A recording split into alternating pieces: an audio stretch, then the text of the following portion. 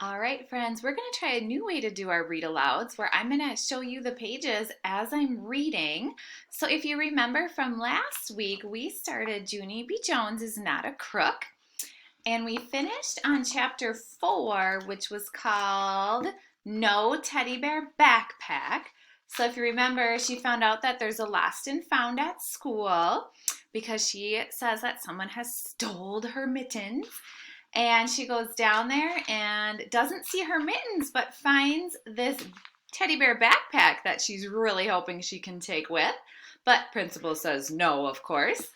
So then she leaves the principal's office very disappointed and says, because guess why? Goodbye means no teddy backpack. So now we're going to start chapter 5 called Gargling and Scribbling. Room 9 is way far from principal's office. I had to stop at the water fountain or else I might not make it. I pressed the water button with my thumb, then I puckered up my lips and I sucked the water in. I didn't even put my mouth on the spout because there's lip dirt on that thing, of course. I sloshed the water all around my cheeks, then I bended my head way back and I did some gargles. I can gargle very perfect, except I can't keep the water in my mouth, in my actual mouth. It runned out the sides and dribbled on the floor. I splashed it with my toe. That's when I saw something very wonderful down there. Hey, it's one of those pens that writes with 4 different colors, I said. I picked it up and pushed the little red button on the top, and a red pen popped out of the bottom. I scribbled red scribble all over my hand. Uh-oh. Wowie, wow, wow, I love this thing, I said. After that, I pushed the green button and scribbled green scribble. And I pushed the blue button and scribbled blue scribble. Plus, I also pushed the black button and scribbled black scribble. This pen makes scribbling a pleasure, I said. I put it in my pocket and started skipping to room 9.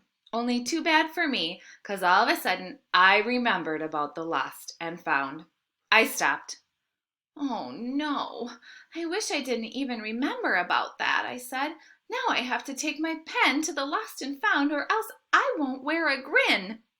I did a frown, 'cause something didn't make sense here, that's why. Yeah, only I was already wearing a grin, I said. I weared a grin as soon as I saw this wonderful thing. And so taking it to the office will only make me sad. I tapped on my chin. Maybe Principal is a little mixed up about this, I said to just myself. I'm pretty sure I will be happier if I can keep it. And here's another thing I am thinking.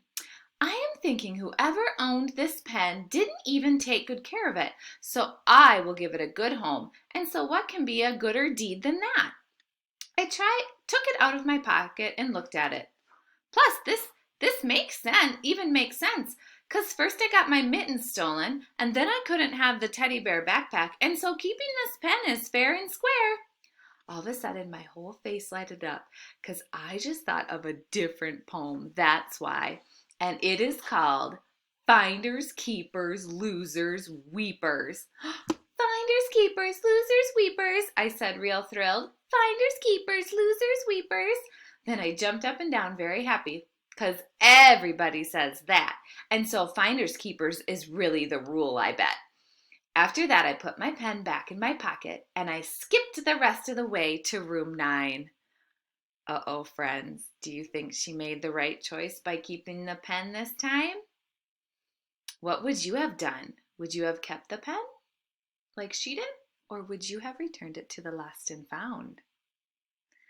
The next chapter is called My Grandpa's Wallet.